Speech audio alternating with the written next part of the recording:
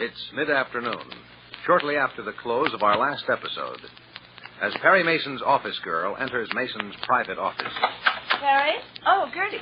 Mr. Wallace just phoned. Mr. Mason took it in the law library. He says I'm to help you. Well, good. Help you move furniture? Well, not enough to hurt Gertie. We're just going to move these chairs in front of Mr. Mason's desk. All righty. How many? Just 3 chairs in front of his desk. You're going to have a meeting? That'll be Mr. Drake. Yeah, let him in, will you? He coming to the meeting? He's here. Gertie, how are you, beautiful? I'm fine, Mr. Drake. How are you? Oh, I'm in the pink. Della, you're looking beautiful. I am beautiful. No, don't sit there. Pull up another chair. Now, that makes 3. There's going to be 3 people at the meeting? I do not know. Mr. Mason's keeping it a secret. Yeah, there's no secret I can't smell money for the Drake Agency. Say, Della, let's you and me go to dinner tonight, huh? Dutch? Della, did I ever ask you to pay? Yes. Okay. How about it? All the trimmings. What's the matter with Dodo? Well, that's what you asked me the last time I asked you to dinner. Well, what is the matter with Dodo? Nothing's the matter with Dodo. A man can't concentrate on one girl all the time. It isn't fair to all the rest. Stella, if you don't want to go, I'll go. You can concentrate on me, Mr. Drake. Sorry to keep you all waiting. Oh, I kept them entertained. Yeah, we can always laugh at Mr. Drake. Well, sit down, Paul. Della, where are you going, Gertie? Back to my switchboard. You come right back here and sit down. Me? Yes, you have a voice in this, too, Gertie.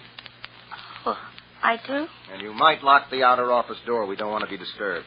Ah, mysterious doings, huh, Perry? Well, I hope it won't take too long. Dell and I are going to dinner. Thanks just the same, Paul, but I don't... What's the matter with Dodo? Why does everybody ask me that? Nothing is the matter with Dodo. She's a sweet kid. If you like kids. I've just decided why Paul likes this girl. It's her name. Doe. A doe. Yeah, your boss thought of that weeks ago. Oh. I locked it, Mr. Mason. All right, Gertie, have a seat. Now, I'm going to tell you a story in general terms, and then if we decide to go ahead, we'll get down to brass tacks.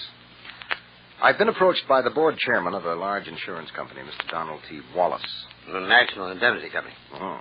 Mr. Wallace also represents a number of insurance companies, and they want me to direct an investigation of a stolen car syndicate. Syndicate, Perry? That's the word. There's evidence of a huge, well-organized stolen car ring. It's big, Paul. I knew I smelled money. Maybe, if I take it on. The police are working on it.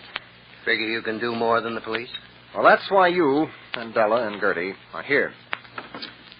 Now, the police are well organized. They have a tremendous organization. And I don't kid myself I can hope to match their manpower or their organization. But I do have 2 advantages. One is a fresh viewpoint. I can hit it from a different angle. But I'll have to have an organization of my own. In the first place, I have other irons in the fire. You intend to stay in business? Yes, I do. But if I take this on, it'll mean extra work for Della, Gertie, Jackson. I cannot bring an outsider in because we'll have to work secretly. So what about it, Gertie? Well, I don't mind extra work. Della? Oh, sure, Chief. Okay. Of course, the extra time you put in will mean a bigger bonus for you at the end of the year. Well, what about me, Perry? The way I see it, you're going to need a lot of legwork done, and I can do... No, Paul. I won't need a lot of men. I said the police have all the manpower we need. After the way Lieutenant Bailey talked? Well, I think we can change his tune. How? I'll show you if we're going ahead. We are? Then, Paul, I will need perhaps 4 or 5 good men. I said good men. Can you get them? If you want to spend the dough. Well, the insurance companies have promised... Well, there will be unlimited funds. How pleasant. Yes, well, let me add that Miss Street will examine all expense reports. Oh, yeah. Somebody's always taking the joy out of life. Oh, I'll be fair, Paul. That's what bothers me. And let me point out, this is only conjecture so far. I haven't accepted. And I won't until you understand what we might be up against and agree. It won't be easy. It could be dangerous. You're scaring me. Well, I'm speaking mainly to Gertie and Bella. Here's what I'm driving at. The syndicate bosses are ruthless. They have hit on a fabulously profitable racket. If I start crowding them, they'll hit back. You are associated with me, so you will share the danger. Well? Well, why the meeting? We've been associated with you before, Chief. We've been in danger before I even got shot at once, remember? Oh, is that your answer? It is for me. What is What's this, Chief? A gag? Sure, it's a gag. Can't you see his face? Now talk, Perry. We move right in, Paul. Got an angle? Yes, Gertie gave it to me when she asked me to see the son of a friend of hers. Francis Riley? Hmm? Yeah, but I already checked on him. But you didn't talk to him then. You did. He didn't tell you a thing. No? No. He... What? Lieutenant Bailey called me a fancy Dan. Did you wear that tie? Mm-hmm. I'm going to show him just how fancy I can be. Gertie, get me the office of District Attorney Frederick Apt. Yes, sir. Gee, at last I'm in on something. What are you up to, Perry? Or is that a secret? No, not anymore. You said that you are in. Mr. Perry Mason wants to speak to the district attorney, please. Yes, he's waiting. Oh, thank you, Gertie. Oh, hello, Apt. Yes, Mason. Listen, Apt, a boy named Francis Riley is being held in city jail. Yes, he's waiting trial on a charge of auto theft. No, I'm not representing him, but I am working with his attorney. Well, I think Riley has information in connection with another case. Would you release him in my custody for an hour or so? I think I can make him talk. I want to take him to the morgue. Right for my end. That's right, the morgue. Well, I have to break him down, Apt. You understand. Mm-hmm. Very well. I'll make formal application tomorrow. Thank you. Now then. Do you have to do that, Mr. Mason? I'm afraid so, Gertie. I know you want him to talk, Perry, but all I found out, Riley's a nice kid who stepped out of line just once. I need to know what he knows, Paul. Wait a minute. Fancy Dan. What, Della? You are being fancy. Aren't you, Perry? Della, I couldn't afford to lie to the district attorney. I know, So, there you are. Della, I am going to take Francis Riley to the morgue. And give him the works? And give him the works. Gertie, Yeah, Mr. Mason. don't worry too much about Francis. I won't if you tell me not to, Mr. Mason. So long as I don't have to go alone. Then just one more thing. We have a starting place, but we don't know where the trail will lead us or how far. No telling what we'll find when we start turning over stones. This thing is big. We've absolutely no idea yet who may have a connection. So watch yourself, Gertie. Don't forget Wilbur. Okay, let's go back to work. Okay, Mr. Mason. I'll see you, Perry. Right, Paul. Oh, Della, stay a moment. Okay, Chief. There is an aspect of this that affects us personally. Kate Beekman. Yes. Well, you warned Audrey you might not be able to offer Kate the job. Well, now it's definite. You understand why I can't bring Kate into this. Oh, yes. But you ought to tell her, Perry. Yes, I guess so. I'll do it now.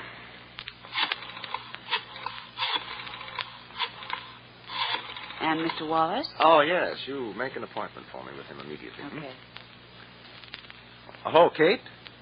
Perry Mason. Yes. How are you feeling? Oh, well, I'm glad to know you're out of bed. Listen, Kate, I wanted to tell you personally. I can't give you details, but due to certain circumstances, I can't take on any extra help at the present. Well, if I could use anyone, we would rather have you, but well, you're more than welcome. What? Oh? Oh, well, I'll bet you are curious. Well, let me know if you have time. Right, Katie. Goodbye. Too bad you couldn't explain to her. She all right about it? Oh, yes, she's a sweet kid. Helen Powers is coming to see her. Who? Helen Powers, the dance director. Kate collapsed when she was auditioning for her. Really? Coming to see Kate? Mm-hmm. Well, I wonder why. And I wonder what you mean by what you told Mr. Apt. Just what I said. I mean, you're going to take Francis Riley to the morgue and give him the works. Mm. Wouldn't you like to tell me about it, Perry? No. Because you were now going to get Mr. Wallace for me. We're in a hurry. Get moving this street. All right, fancy Dan. But if you just tell me... Perry, I tell you, Perry Mason, don't you dare. I'll get Mr. Wallace. I'll get him right now. Well, don't you wonder just what Mason does intend in regard to Francis Riley? And don't you wonder what Helen Powers' visit will mean to Kate Beekman? Perhaps you've guessed that both Perry Mason and Kate Beekman are going to experience an exciting and dangerous adventure. You'll join us on Monday, won't you?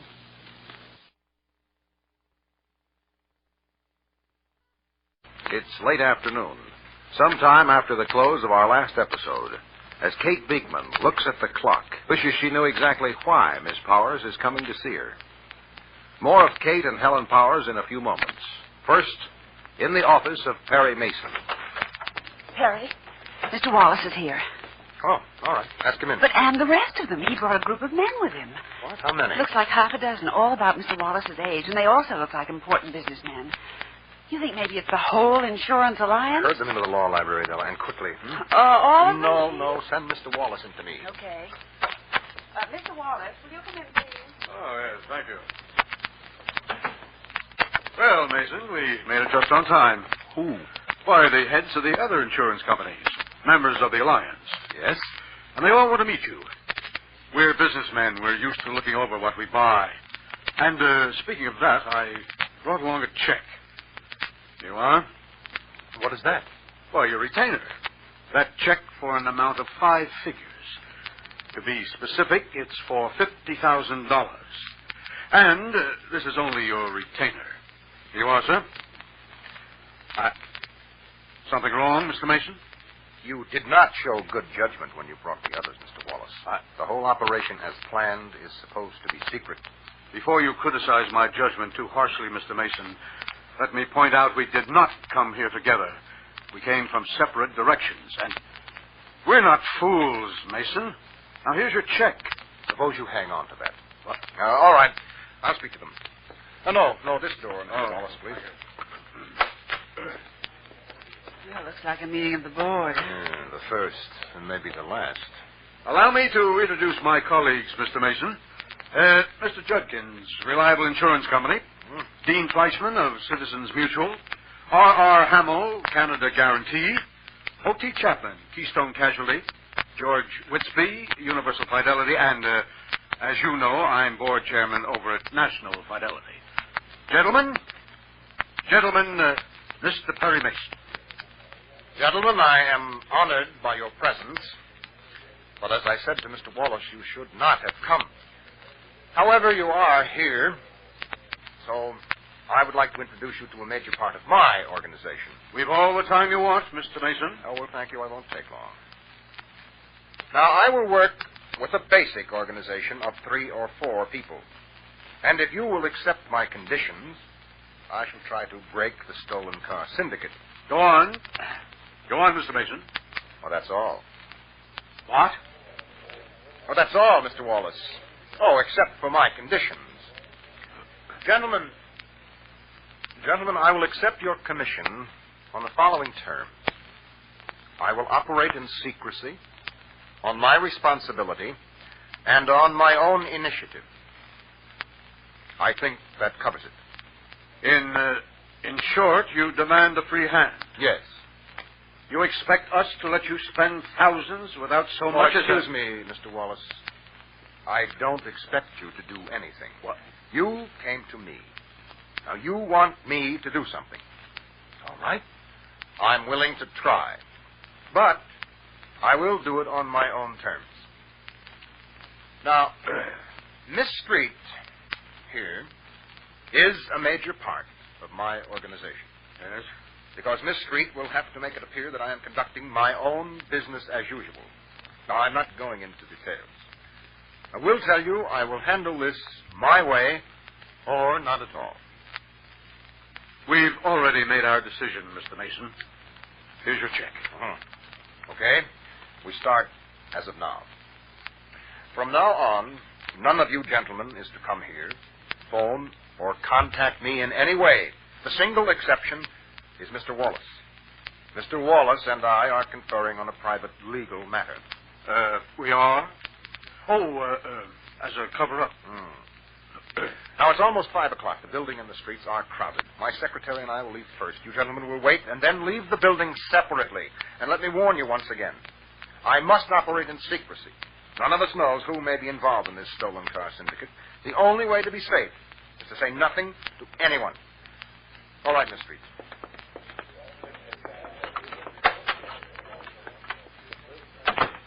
Well, you certainly laid it on the line, Chief. Well, that's a lot of people to keep a secret. What else can you do but warn them? One thing. Really? What? It's a secret. Oh, now, Perry. See you in the morning, Della. Well, apparently there's no connection between Perry Mason's secret job and the pretty red-haired girl who nervously watches the clock and is startled when... Oh. Miss Power. Hello, Kate. Won't you come in? Well, that's why I'm here. I didn't expect you so soon. Am I too early? Oh, no, but Ma had to go to the market and she isn't back. Then we can have our little talk alone. Oh, here, let me take your coat. Oh, I'll keep it here by me. I'll only stay a moment. Sit down, Miss Power. Thank you. Are you feeling all right, Kate? Why, yes, I'm fine, Miss Power. The doctor says I can't dance anymore. Not for a long time, maybe never.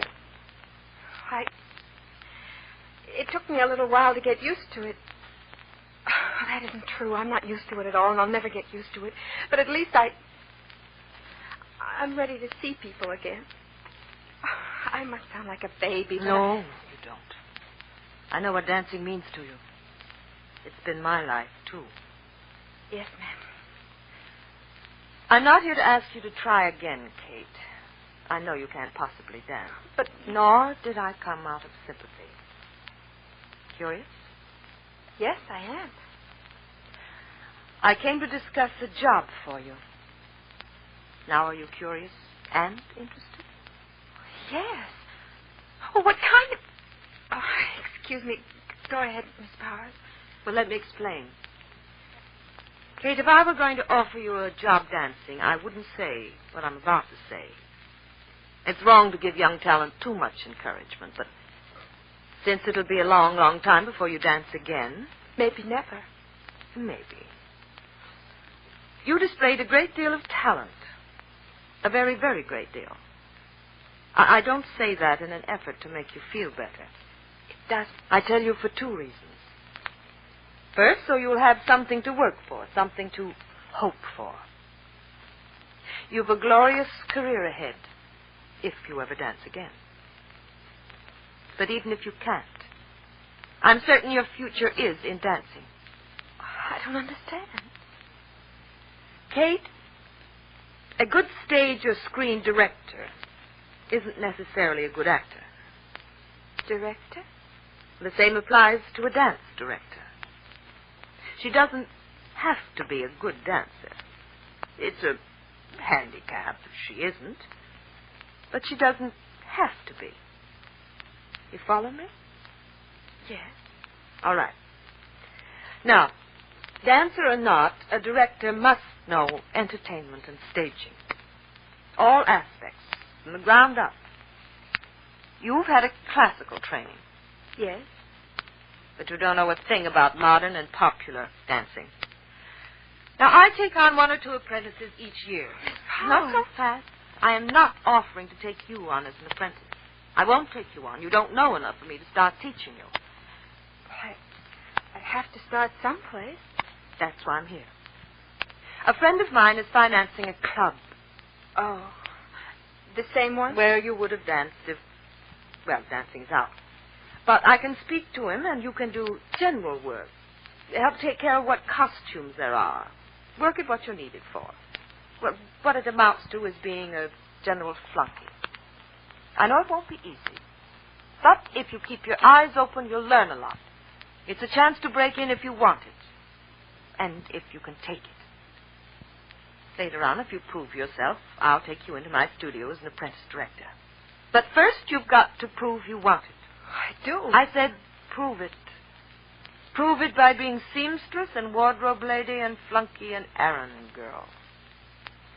You said I've got to start someplace, Miss Powers. If you want the future in the business. Well, you want to think it over before you give your answer. Think it over? What for? What other answer could I possibly give? When do I start, Miss Powers? Well, both Perry Mason and Kate Beekman have accepted new employment. Apparently, there's no connection between Perry's agreement with the important insurance men and Kate's humble job at the bottom of the ladder of the entertainment business. Apparently. But you'll join us tomorrow, won't you?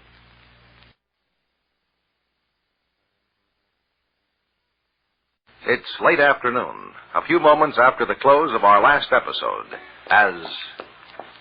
Ma! Well, Kate, what are you doing now? Looking for you. Here, let me help carry the groceries. I'll carry the groceries. Oh, Pa! Pa, I'm so glad you're home. Yeah, well, I'm glad to be home. I'm glad to see a smile on that face, too. What's happened, baby? What's this all about? I don't know. What did happen, Katie? I'll tell you when we get inside. Yeah, let's get inside quick. Yes, hurry. Here, give me the groceries. I'll open the door. Where do you want the groceries, hon? Put them on the table for now, Pa. Please. Yeah. Miss Powers was here, huh? Oh, yes. And now I'm not going to say a word until you take off your coats and sit down. Here, I'll take your coat, Ma. You sit right here, and you sit here, Pa. Uh-huh. Ready? I've got a job. Honey. Miss Powers? She told me about it. She just left a minute ago. She came earlier than we expected. Hey, now, wait, just a second. Miss Powers, dance director, the one who gave you an audition? Yes. She's going to give you a job? Well, she hires dancers. It's not a dancing job. But you said... Tell us, Katie. I think I can keep your pa quiet long enough. Sure. I'll be quiet. What happened? Well, Miss Powers takes on 1 or 2 apprentices every year. Not dancers. Apprentices she trains to be dance directors. Oh, Katie. Then you can be in dancing anyway. Oh, honey, I'm so glad for Oh, you. wait, Ma. You didn't hear it all. Miss Powers doesn't want me as an apprentice yet, but she will after I've had enough practical experience. She says I've already had training in actual dancing, but I don't know anything about staging popular entertainment or anything like that. So, she told me where I can get a job. And if I make good, she'll start training me to be a director. Where is this job, Kitty? Well, it's in a nightclub. Oh? Doing what? Dressing room attendant. I'll be responsible for costumes and keep track of the stage cues and... aren't you glad for me? Well, I don't know, baby. That kind of a job. Oh, I know it doesn't sound important, To but... tell the truth, it sounds like a backstage chief cook and bottle washer. Well, it is. That's why she wants me to take it. So I'll learn the practical side. Why did an important woman like Miss Powers come all the way over here and... Because she knows what happened to me. Because she says I've got talent and because... Oh, Pa, what difference does it make? The point is she came over. I can't dance anymore, but at least I can work with people who dance. In a nightclub? Well, I only start in a nightclub after I've had some practical experience. You going to learn much in a nightclub, Katie? Yes, Pa. Or anyway, enough.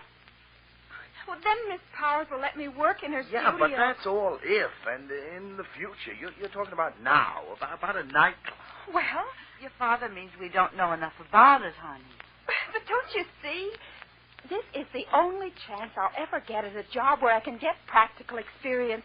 It's a nice place, Pa. How do you know? You don't know anything about nightclubs. Now, don't get me wrong. I'm not saying nice people can't work in them. I'm just saying you don't know. I do. About this one. Miss Powers knows the man who owns it. Yeah. Oh, Pa. Ma, you met Miss Powers. You know it's all right if she says it is. Baby, I don't like the idea, no matter what, Miss Powers. But, Pa... Okay, all right. She knows more about nightclubs than I do, a lot. She'd have to, but I know a few things, too. Now, you've got a lot to learn, you know. Pa, now listen. I'm almost 20, and Miss Powers said... Let's forget about Miss Powers and the three of us just talk. You mean decide against it? Katie, Pa didn't even insinuate he was going to say that. No, He just... but you're going to. Both of you. All right.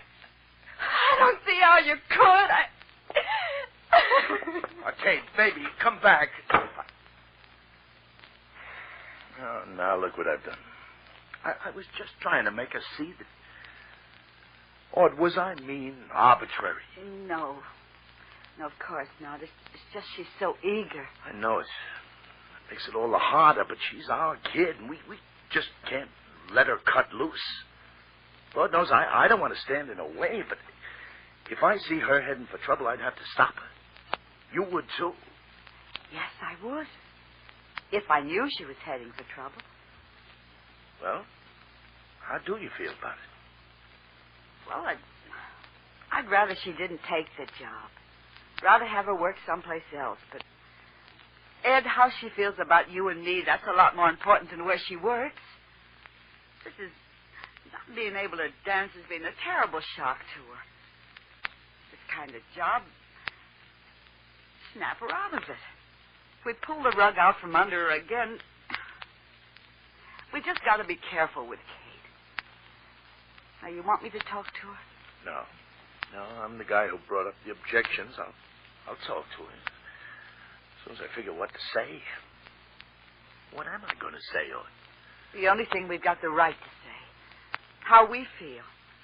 Let her know we love her, but she's got the right to make up her own mind. Yeah. Yeah, I guess that's it. Because if I said she couldn't, and she said she'd do it anyhow, then where would we be? Okay, I'll talk to her. Now? In a minute, just let me get what I want to say straight in my head. Things are happening so fast, I don't know where I am. I guess she feels that way, too. Want me to help you put these groceries up before I talk to her? Meanwhile, many blocks away. What is it, Perry? Hmm? Well, you've been watching me out of the corner of your eye. And thinking about you, too. Oh, you mean you can spare me a thought when your head is so full of mysterious, secret plans? Well, I can spare a small thought. I think you look hungry. I was about to suggest dinner. No. Do you mean to tell me you aren't hungry? No, just a moment, sir. I accept dinner. I am hungry. But? But I hope that you are going to let me in on the secret. Stella? Well, I didn't ask you again, and I won't ask you again. Not until you're ready to tell me. Good. You ready to tell me, Counselor? No. Yes, sir. Oh, well, Blake's restaurant's just around the corner. Uh-huh. Well, this isn't a restaurant. Yes, I know. And the sign says florist, see? Right up there. It's a cute little sign, isn't it? You mean you're going to buy me flowers? That's the usual reason for going to a florist. All right, Ella. Order what you like. Me order? Something fancy. We're going out in style. All right. Meanwhile, I'm going to use the phone. I'd like to order a flower, please.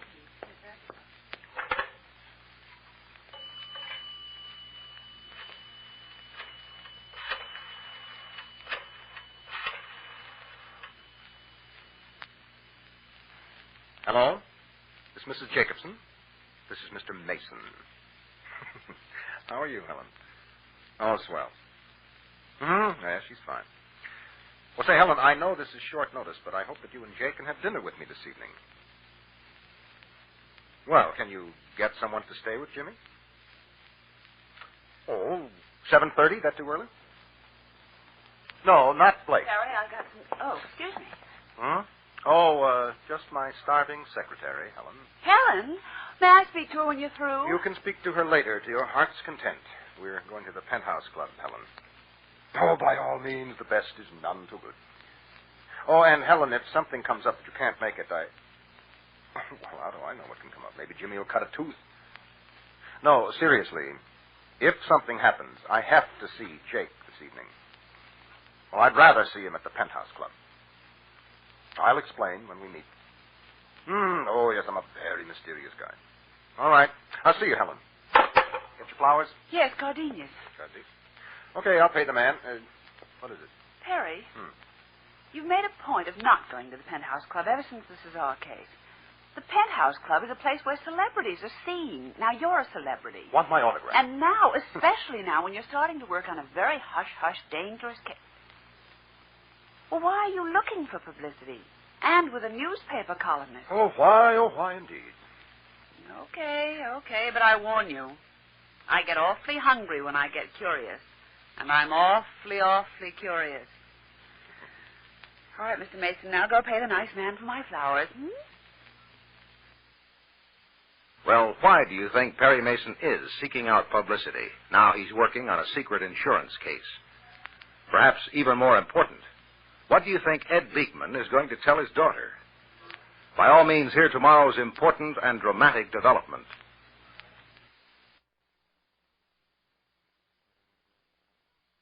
What would you do if you were Ed Beekman? What would you do if you were afraid someone you love is about to make a mistake, and while you want to stop her, you don't know how? What will you do, Ed Beekman? In your heart, you feel your daughter is heading for trouble. But Kate's almost a grown woman.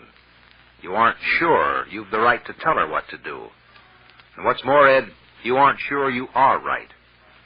But you're certain of this. You love your daughter with all your heart. So you do the only thing you can do. Yes, Ma? It's me, baby. Mother's in the kitchen. Oh. What is it, Pa? May I talk to you a minute? The door's open. I'll turn on the lamp. No, not unless you want. There's light from the window. Dark feels good to my eyes. I've been checking tally sheets all day. Oh, you're very tired, Pa? Well, let's say it feels good to sit down. How about you, Kate? Feel like talking to your father? About my job? The job, yeah, and a lot of other things. What's there to say? Now, listen, Katie, please. I've been thinking hard over what I've got to say. Come on, let your old man talk. Dad, of course I'll listen, but... Well, then, let's start with what happened when you had that dance audition. Now, Katie, maybe nobody in the world really knows how bad that hurt you. I mean, when the doc said you couldn't dance anymore, but... Kate, if anybody can understand, it's your mother and me. It hurt us, too. I know. That was a real kick in the teeth. But a kick in the teeth can be the luckiest thing ever happened to you. Oh, Pa. Oh, honey, I mean a real kick in the teeth, and not just a kick in the teeth. Anything big that happens to you. How can anything bad be lucky? Anything bad or good, baby. Anything big, anything important in your life. Yeah, that's what I'm trying to say, and I can prove it. You know the biggest thing ever happened to me? The day my first kid was born. I'm talking about you. Okay, now that was a big thing, and a good thing. And it made me bigger. What? I was a bigger man, not just Ed Beekman anymore. I had a kid. All of a sudden, I knew a whole bunch of things I didn't know before. But that was a good thing. Not like what the doctor told me. No, I said good or bad, and I can prove that, too. I went to prison. Now, that's a bad thing, huh? Yeah. A real kick in the teeth. But I got something out of it. I got something out of that every day. And now everything's wonderful. What do you mean? Katie, I get more out of walking down the street. It's better than a picture show. I get a real bang out of unlocking a door. I like to look at the sky, even if it's raining. Even the wind feels good because it don't have to blow through bars to get at me. A million simple things like that, things I never even saw before. I see them now. I'm not saying it makes up for going to prison. But I know Ed Beekman's a bigger man for what happened. A lot bigger than I used to be, kid. I'm getting just big enough to see what this old world is all about. I don't know many answers. I'm just a guy. But that's all anybody is, Katie. The dancing, the job, they don't count. Pa. Yeah, Katie? They are important. Kate, you're important. Well, the nightclub... Pa, Miss Powers said... Baby, don't you see? You're trying to take a shortcut. You're just taking what she tells you. She knows? No argument. Miss Powers is a famous woman. Sure, she knows about nightclubs. Well, she says it would be a good thing for me to work She doesn't there. know you, Kate. Oh, what's your real objection, Oh, Pa? honey, you're grabbing at straws, kid.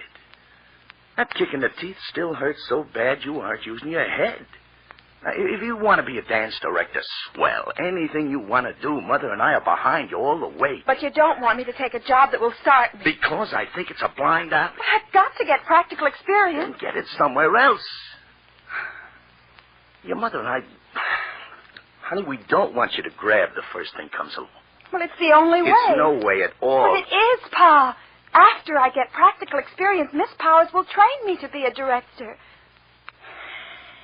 Practical experience in a nightclub, being a general flunky. I have to start somewhere. Then make a real start. don't know how to tell you how to get what you want, but there must be better ways to get experience, Katie. Mr. Mason knows a lot of people. We can tell him what you want. He'll introduce you around. Maybe he'll get you a job in a theater. No. Mr. Mason did all he's going to do when he offered me work in his office. Pa, I'm not going to wait. You can wait a little. Oh, Pa, I'm nobody. Things won't come to me. Katie, you're young. No. This job is my opportunity. I want to take it, Pa. Are you going to tell me not to? Will it do any good? I hope you don't tell me not to. No. We won't say no. You're not a little girl to say no to anymore. All we say is, Kate, your mother and I think you're doing the wrong thing. We don't want you to do it. You going to anyway, huh? Yes. Okay, baby. Pa, don't be hurt. Can't help feeling hurt, baby, but that'll pass. Maybe you should turn me over your knee. No, not anymore. That's growing up. You have to make up your own mind. Baby. What, Pa? Go on in and tell your mother. Can't you... All right. She's in the kitchen. Promise you aren't mad at me? Yeah, I promise you. I love you, Pa. And I love you. Ma and I both love you. Don't forget that, kid. Don't ever forget that. Now, you run speak to your mother. Meanwhile, in Perry Mason's apartment. Oh? Open in the name of the law. Why, Lieutenant Halverson, come in. Are you come sure in. it's okay? I see you're dressing to go Oh, out. come in. Very observant, these police officers. How are you doing, Don? Fine, thanks, Mr. Mason. I want to congratulate you on the Cesar case. You did a real job. I had some help. Mm-hmm. Drag's a good man. Go ahead and tie your tie, Mason. Must be a big party. Hmm? Since you've got on the soup and fish. Oh, going out to dinner with some friends. Uh-huh. Going out to celebrate the big new case? Which big new case? Those automobile insurance companies. Are you just talking, or... I heard about it two ways. One from my colleague, Lieutenant Bailey. You in the auto theft division now? Yeah, they needed help. Oh. I'm giving Bailey a hand, kind of supervising the boys. Only don't tell Bailey, I told you. I found it quite difficult to tell Lieutenant Bailey anything. Oh, Bailey's okay, Mr. Mason, but the commissioner's on his neck. That's one reason I came here. I want to tell you personally that anything we can do to cooperate with you. Any way we can work together. That's what I want. That's from me to you personal. Okay? Yes. And thank you. Well, I'm just cutting myself in for any kind of help I can get. You have another reason for this call? Mm-hmm.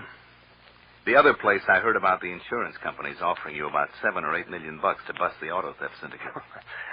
Well, not quite that much, Don. So if that is what you heard, your information is all wrong. Oh, it's pretty good, Mr. Mason. I know who signed the retainer check and how many thousands it's made out for. I know the identities of 4 of the 6 insurance men at the secret meeting in your office this afternoon. Oh. Well, you called it a secret meeting. I was joking. Yeah.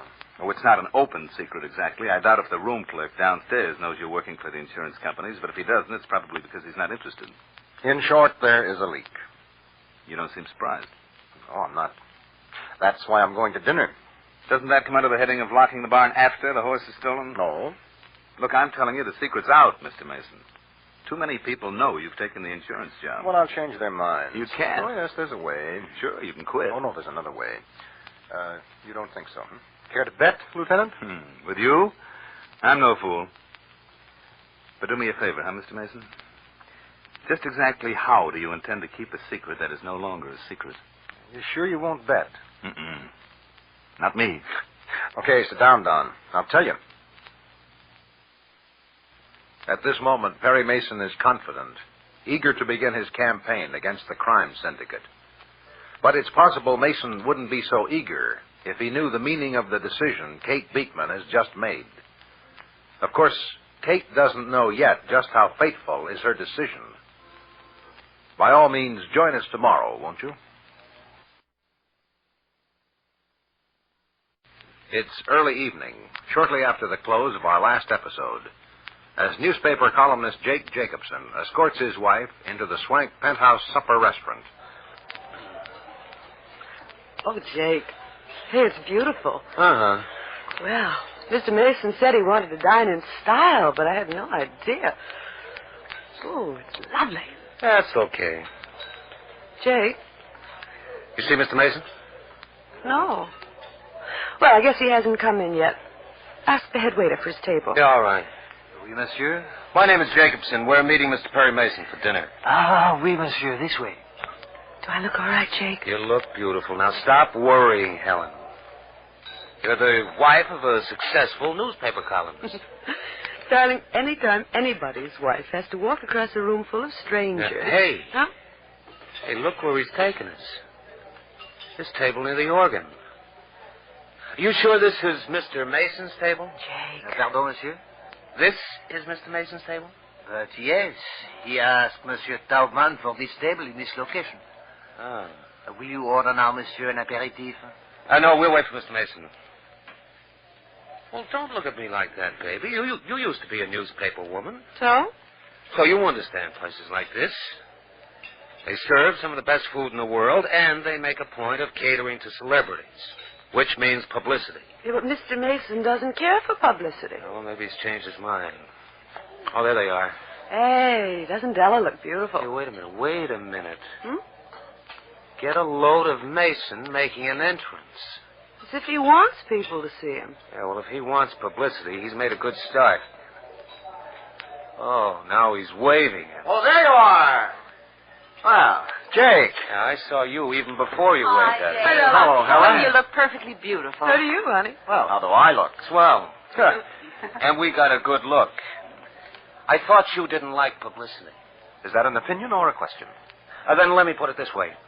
How come you pick a spot where there's bound to be gossip columnists? And get a table right next to the organ where everyone will see you. And pause on the edge of the floor before walking to your table. Ah, what a lot of questions. Yeah, well, maybe I can answer. You want publicity, Mr. Mason. Maybe. What's the pitch? Should we talk about it now, or shall we order and then... Now, let's talk about it now. Huh? Here's the head waiter. Oh, we'll order in a few moments. Oui, monsieur? Jake, I want you to do me a favor. If I can, Mr. Mason. Well, we'll see. What I'm about to tell you is in strict confidence. That why you picked a public place to tell us? You ever hear of Mr. Donald T. Wallace? No. I have. He's chairman of the Board of National Fidelity. I did used to be a newspaper woman. Oh, sure. I remember now. Mm-hmm. What about him, Mr. Mason? Mr. Wallace is spokesman for a group of insurance companies. I have accepted a retainer from them. You heard any rumors? No. Should I? You said this is confidential. It should be. But a number of people know that I have been retained, and by whom and for what purpose. That's a good start. Yes. Well, we're going to fix it. What do the companies want you to do, Mr. Mason? Break up a stolen car syndicate. What? Well, they've got their own investigators, and the police... The police have been nibbling around the edges.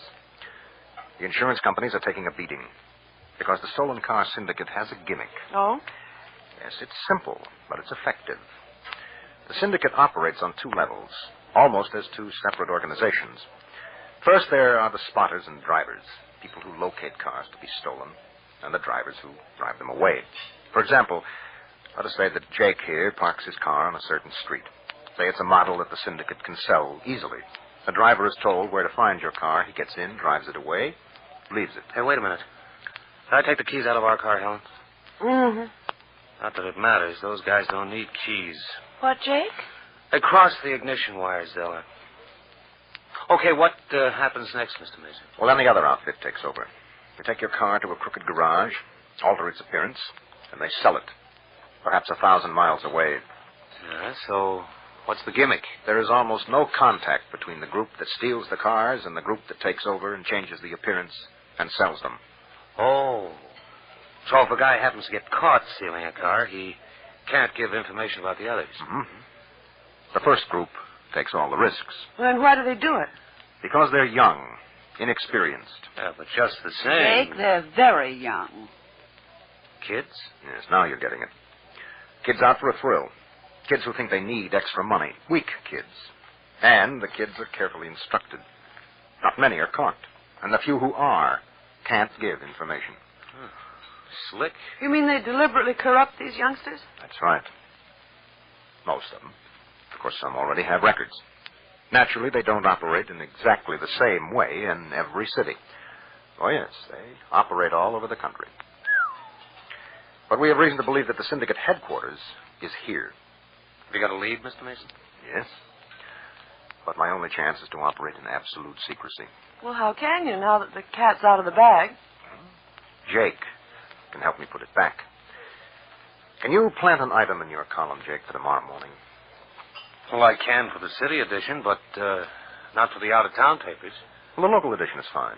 When do you have to get it in? By midnight. Oh, well, then we have time to order. I want to know what the item is. Oh, plenty of time for that after we order. Aren't you hungry, Helen? Yeah, but... Well, so am I. Oh, here comes the waiter now. Meanwhile, many blocks away, a tall, well-built, very handsome gentleman enters the building of Consolidated Motor Sales Corporation. The handsome gentleman is Mr. Herbert G. Selby, president of Consolidated Motor Sales. Now, Mr. Selby starts to go to his office, but noticing a light in the office of his vice president. Yes? Oh, it's you, Herbert. Why did you knock on my door? I was being polite. The president doesn't have to be polite. And since it's after hours and you were alone... My secretary might have been here. I was fairly certain she wasn't. Your last secretary quit, rather than work with you after hours. You have a certain value to me, big fellow. We work well together. We complement each other. You do very nicely as a figurehead, big fella, but remember who you are and who I am. No offense, J.T. I don't take offense. Why'd you come back from the country? You got something to tell me? If you aren't too busy to listen. What? I tried to tell you before. When I learned a group of automobile insurance companies have joined in an effort to break up the syndicate. You weren't interested. I'm not now. The police have been trying for over a year. I've developed a perfect means of operation. More than the police, J.T. The insurance group has retained a lawyer, Perry Mason. You interested? I'm listening. One of my guests at the lodge is granddaughter of an insurance executive. I knew it. I made it a point to spend time with her. It was simple to lead our conversation to the question of automobiles and automobile theft insurance. The young lady happened to overhear a business conversation between her father and a colleague. Mason's name was mentioned in connection with what I just told you. Even a figurehead can reach certain conclusions. You know Mason's reputation. I thought you'd want to know. Yes. You did well to tell me. I'm going to offer a suggestion, J.T. Quit operating? For a while. We're all right now. We're ahead, far ahead. Stop, Herbert, because of one man? One man named Perry Mason. No? I wouldn't think of it. The nightclub, the garage, they're almost ready. Herbert, if the nightclub works as I think it will, we've only started. But, J.T. No, Herbert, I've put too much time and effort into the preparations. One man can't stop me, Herbert. Not even a man named Perry Mason. Now, you don't need to tell me he's a clever man and brave. I know what he's done in the past. But I also know he can't stop me. If necessary, I'll stop him, Herbert. Know what I mean? I mean, I'll stop him cold. Well, as you just heard, it's a very good thing Perry Mason is taking certain steps to protect his secrecy. But how can an item in Jake's newspaper column protect Mason from the cold, ruthless enmity of J.T.? Maybe you've guessed, but even if you have, there'll be surprises and action in the immediate future. So, by all means, join us tomorrow, won't you? It's just 9 in the morning as Mr. Donald T. Wallace, board chairman of a huge insurance company, walks to the private entrance of Perry Mason's office. Yes? Oh, Mr. Wallace, good morning. I come in? Well, of course. Where's Mr. Mason? He'll be here any moment. May I wait? That is, if you don't mind, Miss Street. It's perfectly all right with me, Mr. Wallace. Won't you sit down? No, yes. Thanks. May I take your coat and hat? Oh, thank you. I'll keep them. Can I get you a magazine? No, thanks. I've got my newspaper. Oh, newspaper. Oh, yes. You read the newspaper, Miss Street? Of course. Every morning. And which newspaper do you read? Why, the Daily Blade, of course. Now, isn't that an interesting coincidence? I also read the Daily Blade. Though it isn't much of a coincidence, is it? Several million people read the Blade. I suppose. You read this column, Neighborhood USA? Yes. Read it this morning? Yes. Well, didn't you read this item? Your reporter can't name names at this time, but he can tell you that one of our town's most famous attorneys first accepted and then turned down a case for a group of insurance companies. Seems the companies wanted said famous attorney to direct a hush-hush investigation, but he's decided to bow out. Maybe this writer was not referring to Perry Mason, but may I remind you the writer's name is Jacobson. I happen to know Mr. Mason and Mr. Jacobson are personal friends. Why, yes. As a matter of fact, Mr. Mason and I had dinner with Mr. and Mrs. Jacobson last night. I suppose that answers my question. No, I didn't have to answer it. Do you ever read The Record? No, why? Their gossip columnist mentioned seeing Mr. Mason and Mr. Jacobson at dinner. Now, you put those two items together and you'd certainly get an answer, in case you had a question, especially if you didn't know Mr. Mason very well. Yes, sir? Perhaps I'd better return later. Phone first for an appointment. Then, when it's convenient for Mr. Mason to see me... Oh, well, he knows you're here, Mr. Wallace. He does? How? He expected you. Young woman, Oh, good morning, Della. Morning, Chief. Wallace. Hello, Mason. Happened to be passing. Thought I'd drop in and congratulate you. Oh? Clever idea, those items you planned in the paper. This way, in case anyone did get the idea, you're going to direct the investigation for us. Well, those items ought to throw them off the track. That is, anyone who doesn't know the real story. Of course, I wasn't fooled. No, sir, not for a minute. Oh? Okay, I'll lay it on the line. When I read Jacobson's column, I got hot under the collar. Good. Oh, what you wanted, eh? Well, your personal reaction was secondary. I hope we fooled some people. Or at least I hope they're a little uncertain. Now it's up to us to make them certain that I have quit. Who are you talking about? The people who know I have been retained by the insurance companies.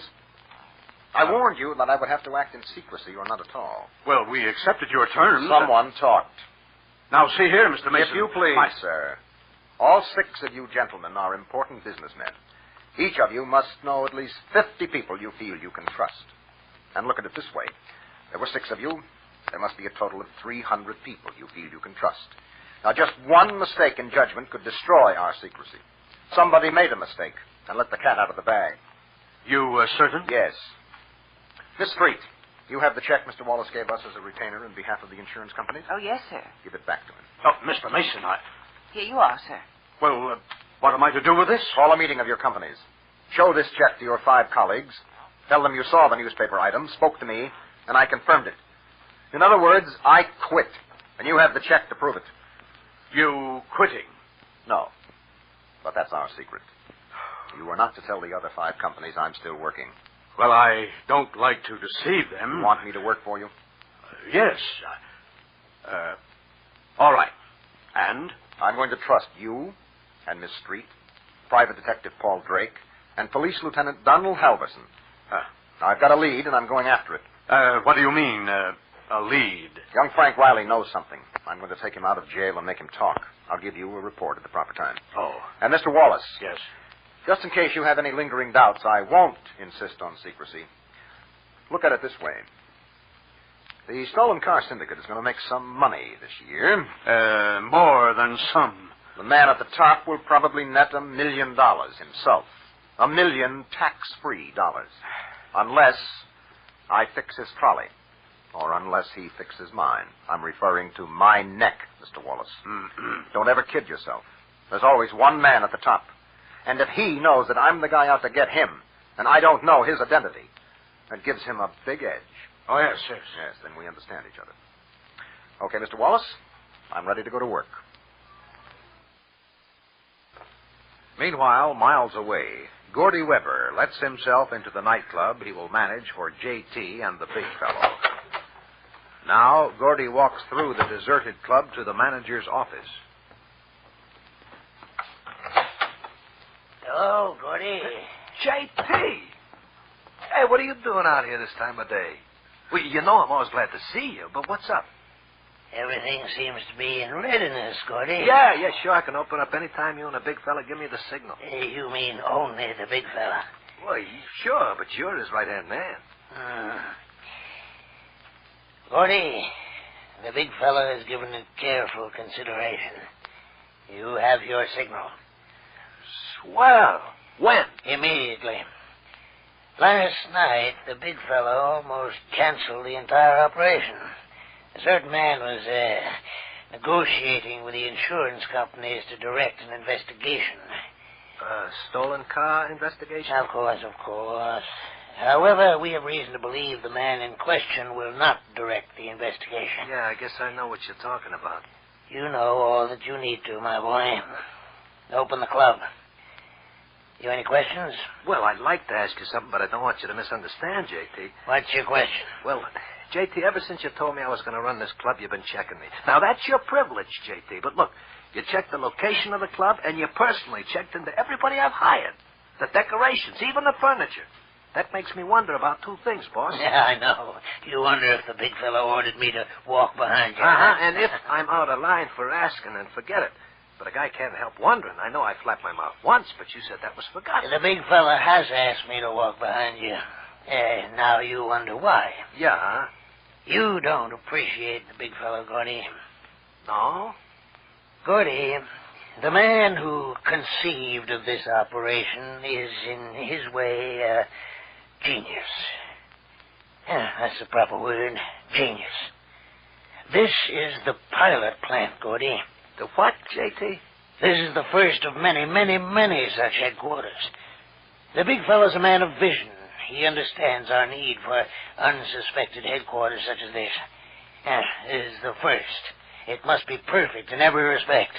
That's why he has lavished my small abilities on details. For example, Miss Beekman. It's all set with her? Yes. She's to work wherever you can use her, Gordy. She's to work only. Well, sure. You understand me, Gordy? Let the girl alone. And don't ever be loose-tongued with her again. I said sure. I'll be watching you. And I warn you now, Gordy. Don't do anything to endanger this operation. It means too much to the man who conceived the scheme. He'll let nothing on earth stand in his way. Yeah. You know, I can't figure the guy. The big fella's... Well, you say he's a good-looking guy. He must have all the dough he needs. Looks like to me he's got everything he needs. Because you're a fool. A man's physical appearance means nothing. What matters it if he's tall or short or thin or fat? What matters it? Well, nothing, Jake. Money is nothing. Not money alone. It's the power. The power to bend to his will whoever he wishes. He'll have that power, Gordy. He has the genius. Yeah, the big fella. He's quite a guy. Yes, Gordy. He's quite a guy. All right. Get to work. Well, as you know, J.T. himself is actually the big fellow. J.T. was talking about himself a moment ago. He obviously believes himself a match for any man, even of Perry Mason. And as we and Mason will learn, J.T. will prove himself a worthy antagonist. By all means, join us on Monday, won't you? It's a few minutes past 9 in the morning. As in the office of Attorney Perry Mason, Della Street ushers Mr. Donald T. Wallace to the door. Goodbye, Mr. Wallace. Oh, Gertie, get Lieutenant Donald Halverson, Police Headquarters, Auto Theft Division. Yes, I'll wait. Harry, I didn't want to say anything while Mr. Wallace was here. You calling Lieutenant Halverson? Oh. Say hello for me. Oh, hello, Don. Perry Mason. Yes, I'm going ahead. Wallace was just here. We're starting as of right this minute. It's 9:15 now. Can you get the boy out of jail? Meet us at the morgue at 11. Oh, I know you'll have to get on your horse. So, saddle up and get, partner, right? You didn't say hello for me. Well, say hello yourself when we meet them. Yes, sir. Do you mind telling me something? Did you have to return Mr. Wallace's check? It wasn't Mr. Wallace's check. Okay, Counselor, to be very specific, the check given you by the group of insurance companies by Mr. Donald T. Wallace, their spokesman. Well, now, that is a good, specific question. Isn't it? Yes. So I'll give you a good, specific answer. Yes, I had to give it back. Well, that's a good, specific answer. I don't see why. Della, returning a check for $50,000 made an impression on you. Frankly, it did. Okay.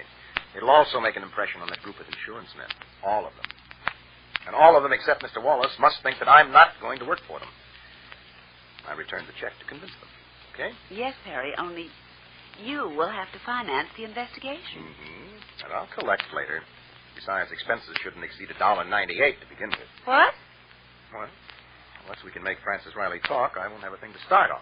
If I make him talk, if he gives us a lead to the stolen car syndicate, I'll take up the matter of financing with Mr. Wallace. Now, does that make you feel better? Much.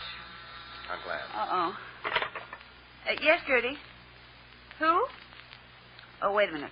Ed Beekman's here, Chief. He'd like to see you if you have time. Oh, tell him No, send him in. Okay, Gertie, send him in. We've got to do the Emerson contract. Della, we will. I don't think Ed would barge in if it weren't important. Hello, Mr. Mason. Hello, Ed. Sit down. No, thanks, Mr. Mason. You're busy, and I won't take long. There's other people I could ask, I guess, but you know Ord and me, you know Katie, and this is personal. I'd like to keep it that way. Kate's got a job in a nightclub. Oh? But the doctor said that she mustn't even try to dance. It's not a dancing job. Well, what is it? That takes a little explaining. Maybe you can guess how she feels now she can't dance anymore. Ord and I, well, we didn't know what was going to happen, which way Katie was going to jump. Well, you came by to see her right after the doctor broke the news. She wouldn't even talk to you. We understand, Ed. She was disappointed and hurt, and I am surprised she got a job so soon. Me too. Especially the kind of job she... You know what that kid wants to do? She wants to learn to be a dance director. All her life, all she's ever wanted is to be a dancer. Now she can't be, so she takes the next best. She'll learn to be a dance director. Well, that takes courage. We think it does, Miss Street. We wouldn't have been surprised if Katie steered clear of dancing and anybody who can dance. We're proud of her. I had a reason for telling you how tough she feels. She's not thinking straight. Nord and I are scared she's making a mistake. Not because she wants to be a director. If that's what she wants, it's okay with Audrey and me. Just being in a nightclub. Yes, sir. Miss Helen Powers, she's the big director who gave Kate the audition. Yes, I know. She says she'll take Katie under her wing and teach her after Katie gets some practical experience. Ord and I figure there's better places to get experience than a nightclub. Yeah, I think that's true. Possibly in the theater. Look, Ed, I know some people. Kate don't want to wait and find another job, Mr. Mason. But what does she do in the nightclub? Work in the dressing room, shortstop for the entertainment manager, work in the kitchen, maybe. Learn the practical side of the entertainment business. I know, Mr. Mason. Sounds like wasting time to me, too, but you got to understand how Katie feels. She got an awful jolt, and she can't sit still. She wants to grab the first thing comes along. I talked to her, so did Ord. We can't change her mind. Well, are you going to let her take the job?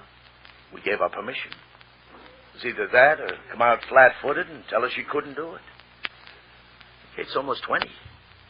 She's a lot like her mother. I learned a long time ago not to tell Ord she can't do something. So? Miss Powers says the club is okay. Miss Powers ought to know, but you see, I don't know Miss Powers. Now, I can't go look the place over. I'm on parole, but I was thinking, well, people like you take in a club now and then. Ord saw an item in the paper about you this morning. In other words, you'd like me to look it over. When you have a chance, and if you will. All right. But, Ed, the most I could give you is an opinion. I'm not asking you to take any responsibility. Just look it over.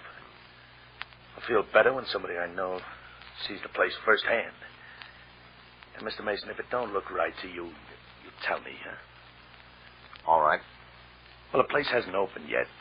Opens sometime this week, but I've got an address here on the card. Tony's. Out in the suburbs. That's right. Think you can do it, Mr. Mason? Well, I can try. It'd sure mean a lot to us. Now, look, I know the Beekmans have been taking up a lot of your time. I know none of the Beekmans are important. But unimportant, helpless people have got to have someone to lean on. No, don't explain it. I understand. Well, okay, Mr. Mason, thank you. You're welcome. Now I'll get out. Okay, Ed. Now, Della, will you get out the Emerson file, please? A short time later, in City Jail, Police Lieutenant Donald Halverson follows a guard down a stone corridor, stops as the guard unlocks the door to Francis Riley's cell. Give me 5 minutes, Ryan.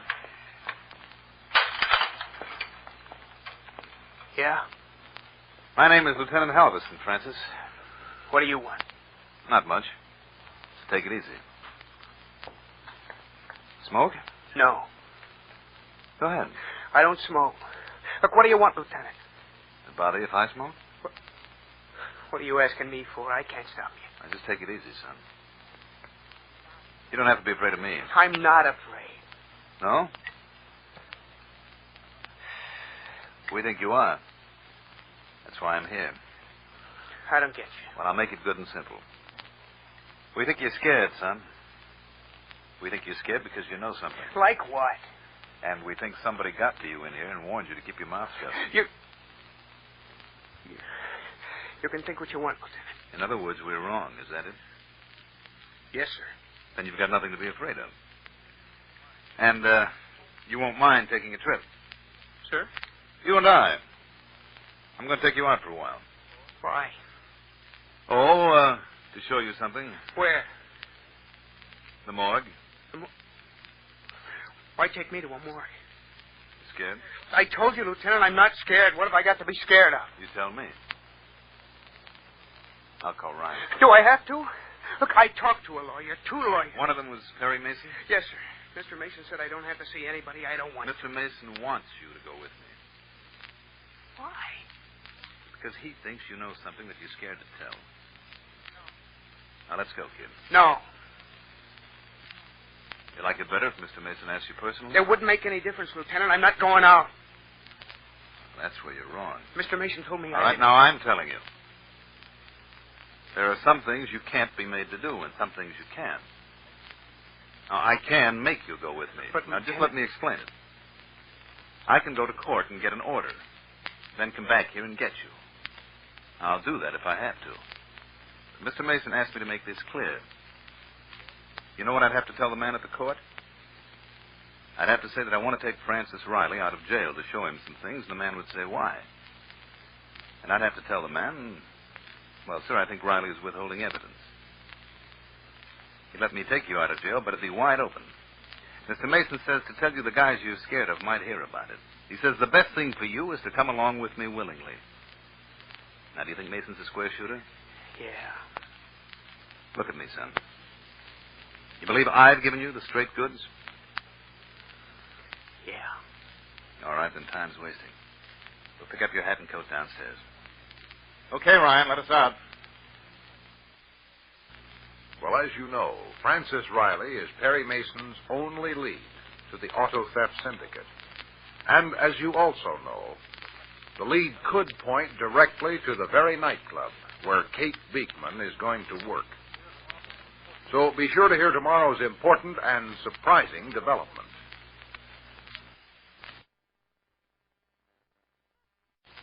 It's 5 minutes before 11 o'clock in the morning.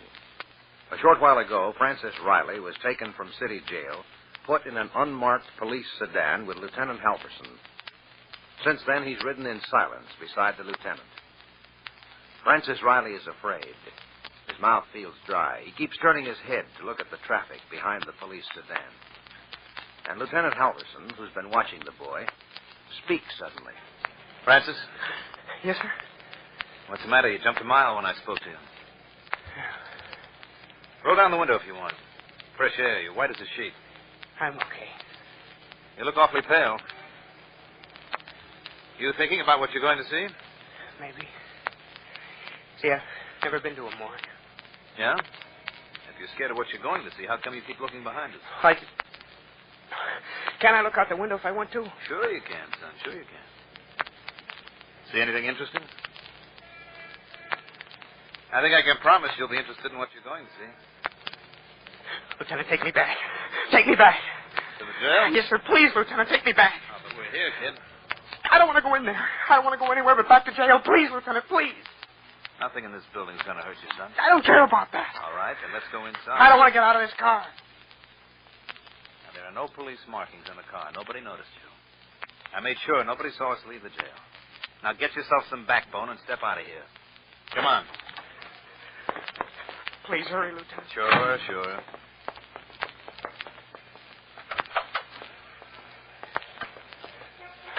You feel better now that we're inside? Yeah.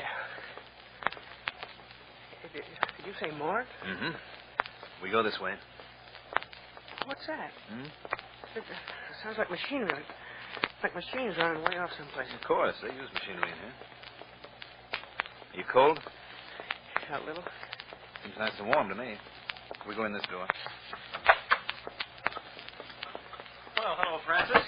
Hello, Mr. Mason. Hello, Francis. Mr. Lieutenant, Mr. Mason.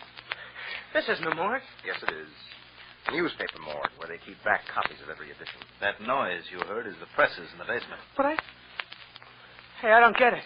You will. Come over to this table. Sit down. Now, Francis. Now, wait. Don't look at those newspapers yet. We're in this room for two reasons. One, all of us think that you were basically a decent boy who made a single mistake and who wants to make up for that mistake. There's another reason you're here. You can help make up for it by telling us what you know. Mr. Mason, Let me finish. You stole a car, and you wrecked it. You were lucky. You might well have killed yourself, or some innocent person.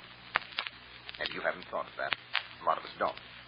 We think of a stolen car in terms of the money involved. There's more to it. Now, these newspaper stories happened in the past year.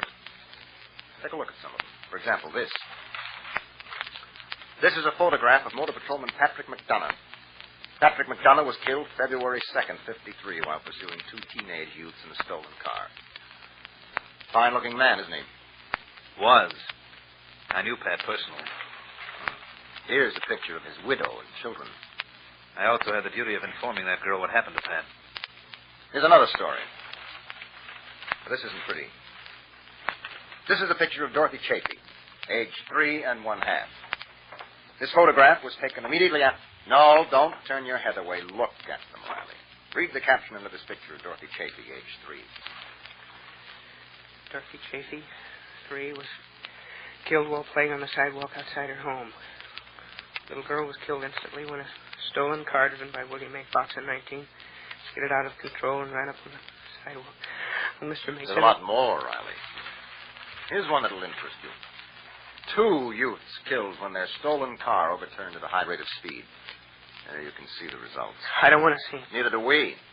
That's why we're talking to you. And why you will talk to us. I don't know anything. Look at these, Francis. You haven't even started looking at them. I'm sorry, Mr. Mason. Sorry enough to talk? I don't know anything. I think you do. I think you worked for the syndicate responsible for these stories.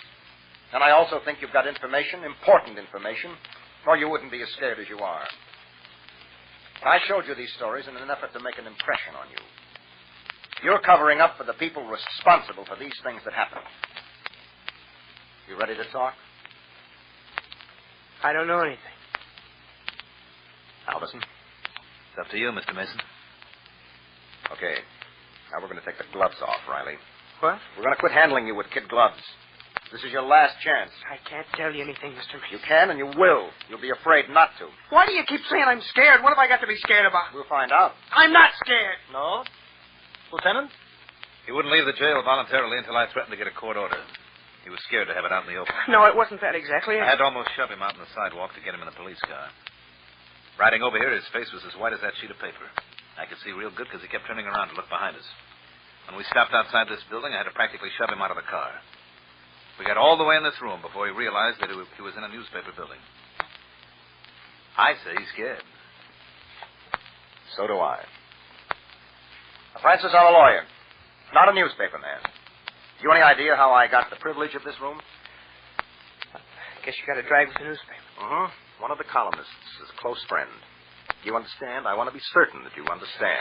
Yes, sir. You've got a friend who works here. Mm-hmm. He'll print anything in his column I ask him to. You understand that?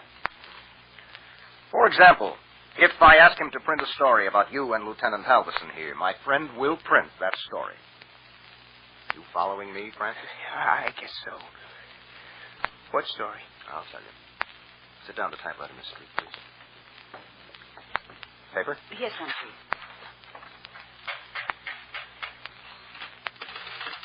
All right? The planted story to read about as follows. To convey the idea that... No, change that.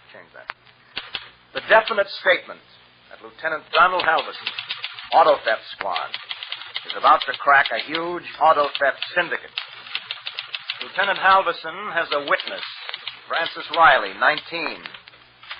And Riley is willing to talk and name names, including important members of the syndicate who are... You can't do it. You want to kill me? You want to see me dead?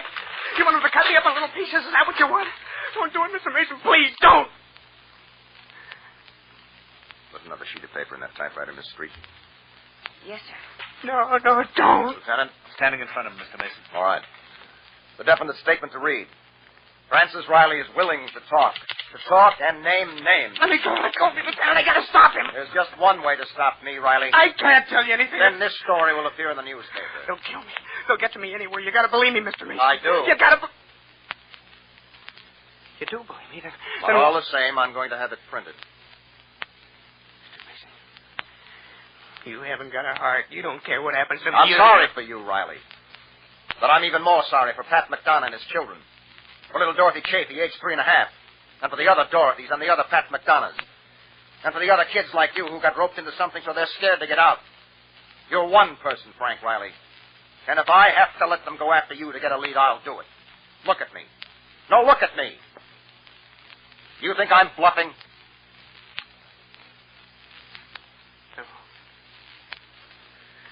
No. All right, Mr. Mason, I'll tell you what you want to know. Only don't print that story, please. Please, it's not just me. It's my mother. I'm telling you the truth, Mr. Mason. They wouldn't stop with just me.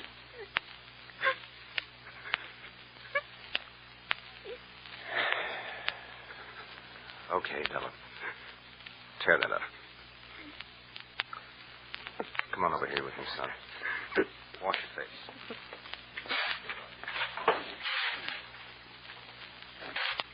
You know him better than I do, Miss Street. You think he'd really let Jacobson print that story if the boy hadn't broken down? What do you think, Lieutenant? I don't know. I wouldn't have thought so before he said he would. I hardly think so now, but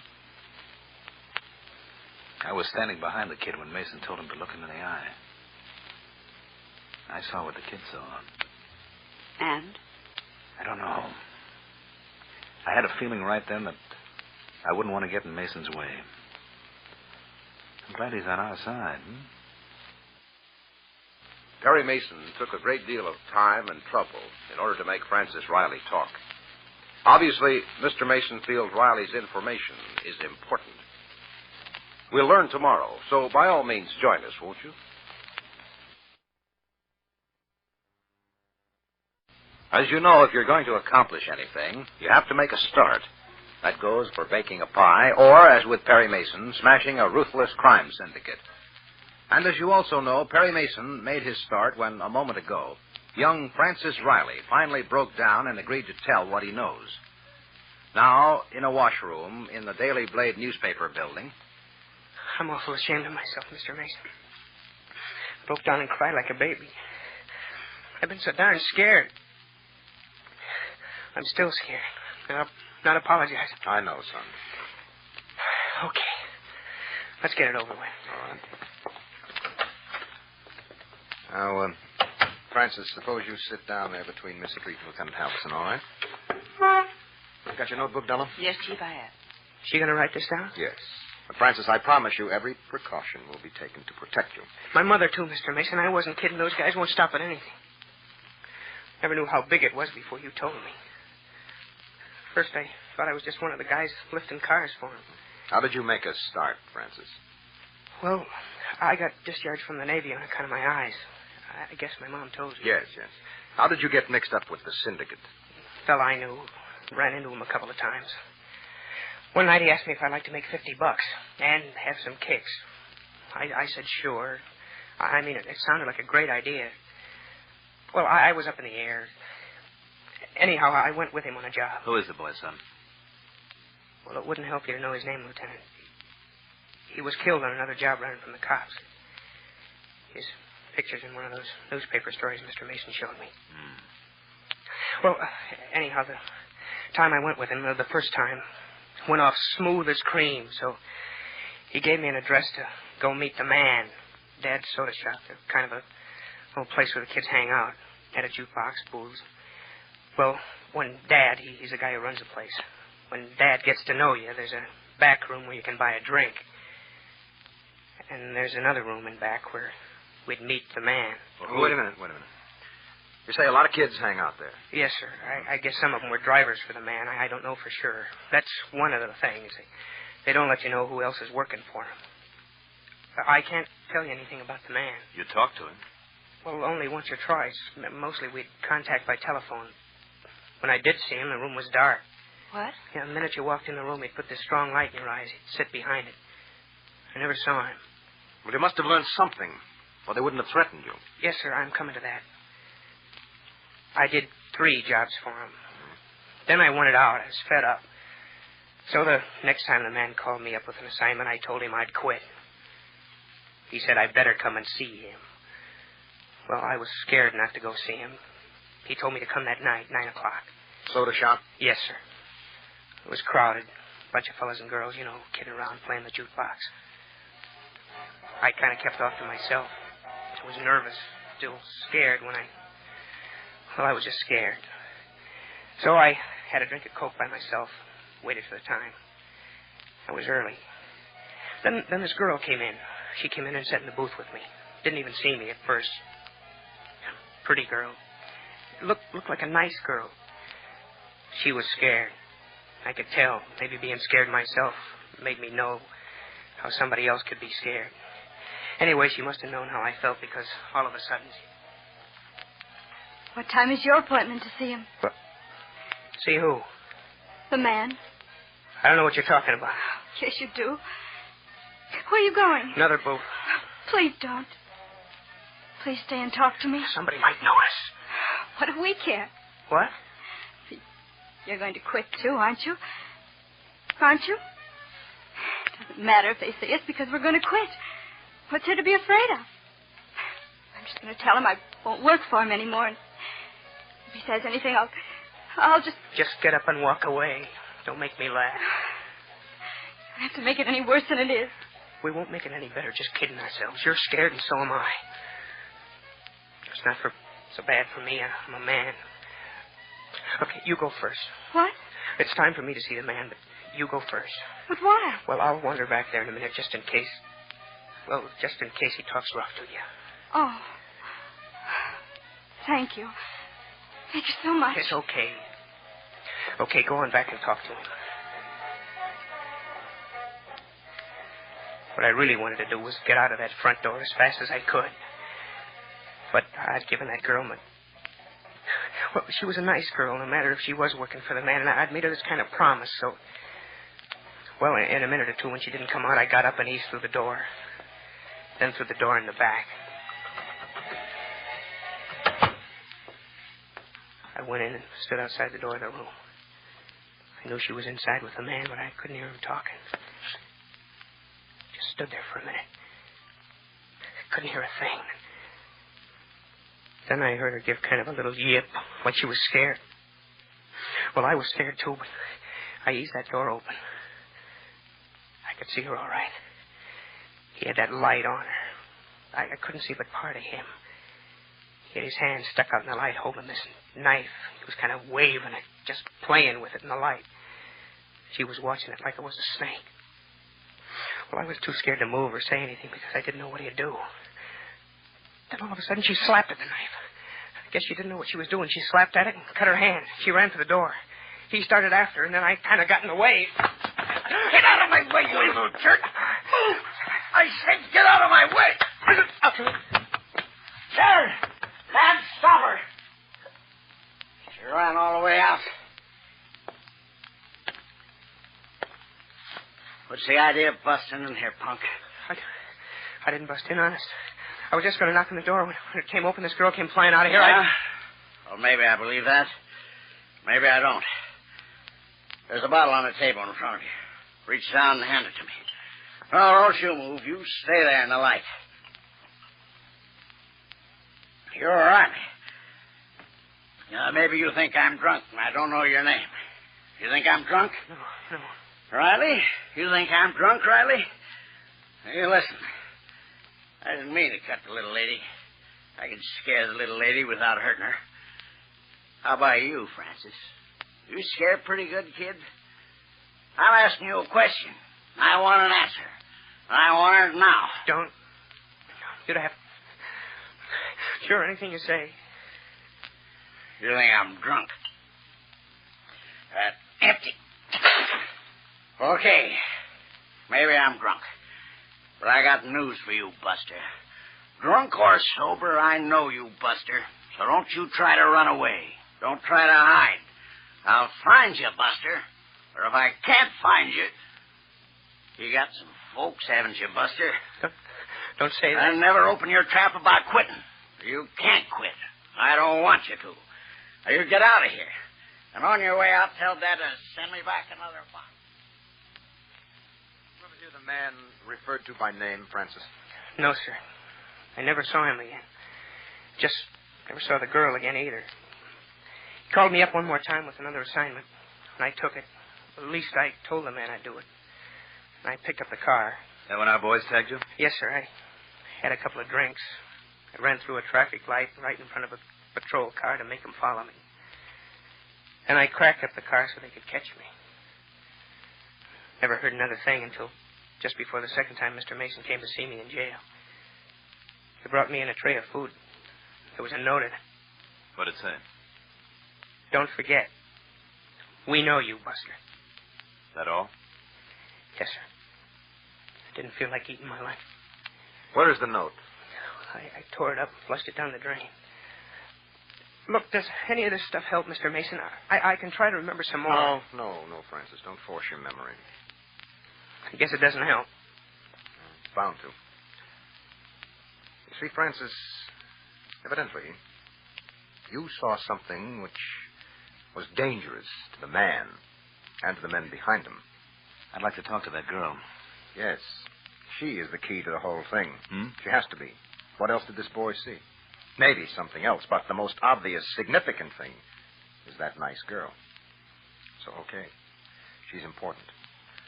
We'll find her.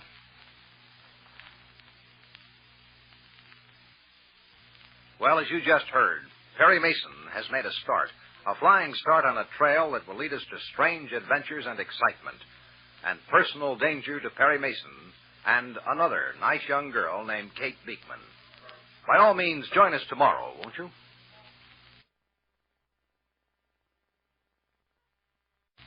It's 1 p.m, shortly after the close of our last episode, when Perry Mason drove the first opening wedge into the wall of secrecy protecting J.T.'s criminal syndicate. As we and Mr. Paul Drake are about to learn, Perry Mason intends to lose no time in making the lead pay off. As yet, Mr. Drake doesn't know of Mason's progress. As a matter of fact, Mr. Mason is at least 1,000,000 miles away from Mr. Drake's thoughts. Because at this moment, Mr. Drake is in a courtroom where he's just testified on a larceny case. The court is in recess. And during recess, Mr. Drake is speaking to a very pretty young lady. Oh, you say the funniest things, Mr. Drake. You think so, Georgia? I really do. You know, I think so, too. Tell me so I can make it unanimous. Oh, Perry. Perry Mason, this is Georgia Brown. Her name's not really Georgia, but I call her that because she's from Georgia. Oh, Mr. Drake's cute little old bug. What's your name again, sir? He's Perry Mason. Oh, I've heard of you, Mr. Mason. But I swear I didn't know you could be so young and good-looking. You didn't? Why, who'd have thought a famous attorney like you could be young and good-looking? Oh, Della. I didn't see you. Meet Georgia Brown, Miss Della Street. Hello, honey. Mr. Mason, Mr. Drake was just asked me to go to an ice hockey game. I've never been to a hockey game. Why don't you and what's your name, honey? Why don't you come along? Well, I'd love to, Miss Brown, believe me, but I have to work. Oh, I bet it's something exciting. Something up, Perry? You know it is, honey. My boss man says Mr. Mason's always up to something. And who is your boss man? Mr. Lee. Robert E. Lee. Now you're kidding with me, Mr. What's your name, honey? No, Mr. Lee, the attorney. You want to see me, Perry? Oh, no, Paul, no. Just passing. Stopped by to say hello. So glad to have met you, Miss Brown. Me too. Goodbye, Paul. In here, Della, in the anteroom. Well, what'll we do? Wait for Paul to escape the clutches of that Virginia creeper? No, he'll be along. I gave him the high sign. You did? Well, shut my mouth, honey. I got me a good mind to give you a great big kiss right smack on that young, good-looking face. You do that. Give you a kiss? No, shut your mouth. Okay, Perry. See you? He's waiting in the courtroom for me. All right, when do you finish testifying? Another half hour. As soon as we leave, I'll send you a telegram. You can show it to Miss Brown. It'll say that you have urgent business out of the city, so you'll have to break your date. Okay, I can just make an excuse. No, that girl talks like she's got a mouthful of yams, but she's sharp as a tack. And I don't want her, or anybody else for that matter, to get an idea that you're doing something urgent for me. Right. And what'll I do? What'd you learn? Francis Riley talked. You said you'd break him. I had to get tough, but, well, I had to do it. All right, now here's the background so that you'll know what you're after. Riley does not have information about the higher-ups in the syndicate. They treated him just as they treat the rest of the kids they rope into working for them. But they're not infallible, Paul. They make mistakes. Or at least they made one. There had to be a minimum of personal contact between the kids and the syndicate minor boss. Oh, I thought they handled it by phone. Yes, mostly. But if one of the kids gets out of line, they have to whip him back, and in person. So they need meeting places. Sure. Then remember this. Dad's Soda Shop. Della will give you the address. Soda shop? It's just a neighborhood hangout, Paul, where the high school crowd take their dates. It's also a meeting place for the syndicate lieutenant and his crew members. Now, Lieutenant Halverson got a file on the place from the vice squad. They've been... Oh, yes. They've been keeping their eyes on it, and with what we learned this morning, we could knock it over. But we're not quite ready. First, we want to find a girl. That's where you come in. She the mistake? Well, we think so. This way. If I'm right, the girl learned the syndicate man's identity. I can guess how. Apparently, the man is a drunk. Anyhow, he got careless, and she learned his identity. Now? And there's a little more. The last night that she was in the place, she told the man she wanted to quit, get out of the racket. So he scared her back into line. He waved a knife at her. Now, he didn't mean to hurt her, but she scratched her hand on that knife. No. He wasn't trying to hurt her, just scaring her to death. Yeah, well, that is the girl we have to find, Paul. Now you've got everything we've got, so get the girl. I'll do my best, Perry. Yes, I know you will. You mind a suggestion? Oh, no, never. If you've got a young-looking operative, let him spend a little time in the place. Get to know the young people who hang out there. He can ask some questions. Careful questions. Not all the kids work for the syndicate, huh? Oh, no. No, only a few. But perhaps one of the others remembers this girl or saw her scratched hand. Yeah, it'd help if I had an exact date. Yes, we need a lot of help, but we'll have to make our own breaks. And, Paul, what you said about doing your best, really lower the boom on this one, will you? It's mean. I'm starting to get a picture of the entire setup. Tough? Tough. We've got to bust it before it gets any bigger. Okay? Okay. When do you want to report? I wanted one 10 minutes ago. Yeah, I catch. Okay, Della, let's get that wire off to Paul. At this moment, J.T. has entered the offices of Irene Egan Associates, stockbrokers. But Miss Egan doesn't know J.T.'s real name, because as she comes out of her private office to greet him... Mr. Smith, how are you, sir? Well, thank you, Miss Egan. And you? Very well indeed. Please, come in. Oh, thank you. Please, sit down. Thank you. What a pity we have to talk business, huh? I beg your pardon, sir? I regret having to talk business with such an extremely lovely young lady. Thank you very much, Mr. Smith. However, you close out my automobile insurance holdings? Yes, sir, just before the drop. Here's what you netted. That's a tidy sum. Yes, sir, it's all of that. Mr. Smith, naturally, if you prefer not to reveal your system, I'll understand, but frankly, I'm serious. What made you decide automobile insurance company stocks were going to take a drop? Oh, it was a very small drop, and they'll recover in a day or so. Well, yes, sir, but you happened to hit it smack on the nose, as my father used to say. I don't have a real system, just good luck, I suppose. Oh, I feel it's more than just good luck, sir. Well, now, what shall I do with the surplus?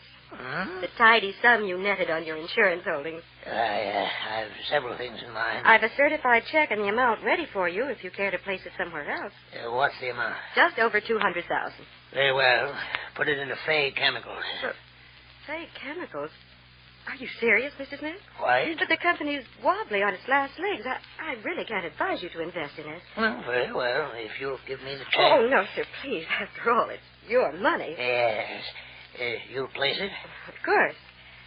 Do you have another moment, sir? 2 or 3 moments, if you wish. Well, this is something of a more general and yet more personal nature. Have you thought of consolidating some of your holdings, Mr. Smith? Egan Associates isn't the largest brokerage house, but we're flexible. You'd like to handle more of my business? Yes. As I say, sometimes a small outfit has more flexibility. You can give more personal service, as it were. Well, yes, that's it exactly. It's an interesting suggestion, Miss Egan. I like to deal on a personal basis. We might talk about it. Miss Egan, allow me to make a suggestion. What? I've had some Indian curry flown in. My personal chef is an artist, a genuine artist. So I suggest you let me prove the man's an artist. Have dinner with me this evening. We'll have a leisurely dinner and then later discuss transferring more of my accounts. How's that strike you? Why, it's most kind of you, sir, but I have an engagement. Tomorrow night, perhaps? Well, I'm awfully sorry, Mr. Smith, but I've an engagement tomorrow night, too. I see. We could discuss it now. No, I don't believe so. We'll wait until you have time to discuss it in more personal surroundings. Good day, Miss Egan. No, I might tell you in case you should want to discuss my holdings in other surroundings. I plan to increase my holdings substantially in the immediate future. A new enterprise is bringing in new capital. Think it over, Miss Egan.